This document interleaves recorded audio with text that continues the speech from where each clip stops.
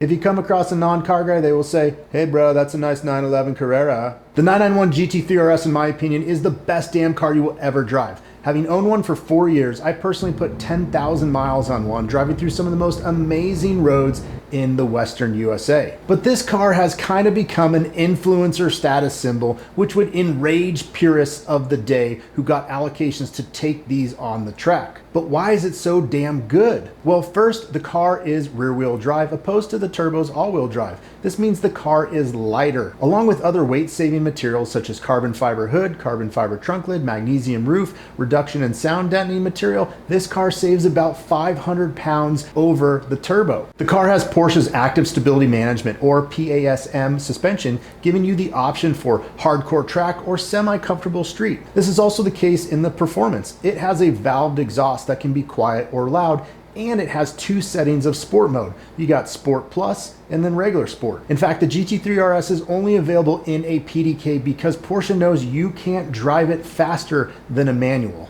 Sitting inside the GT3 RS compared to the turbo is identical. Literally, they are the same car inside. One of the big differences would be the seats. 90% of the GT3 and GT3 RSs out there have these sport carbon bucket seats. This is like a bucket racing seat instead of a comfortable reclinable. But coming from racing seats in general, these sport buckets are not that bad. They save a ton of weight compared to the turbo reclinable seats. Long drives, they're not bad at all either. You have all the same comforts as the turbo with the infotainment system. But maybe your sound system is not as good as the speaker choices for the RS. But is that Porsche's concern? No, they want you to listen to something else.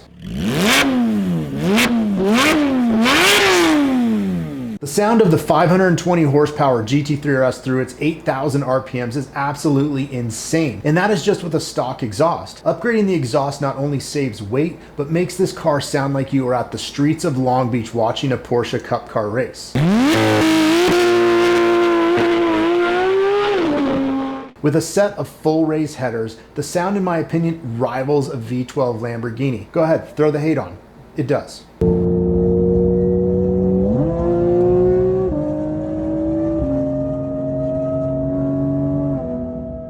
Unlike the turbo though, adding power mods are not going to net you a ton of power gains. Full exhaust system, you might see about 30 horsepower in the RPM range. The car already has high flow BMC filters stock, and you could do an ECU flash to gain some low end power and faster throttle response. Of course, if you want to shoot crazy big flames, something like Pops and Bangs tunes will really do the trick, but you know, it's not for everybody.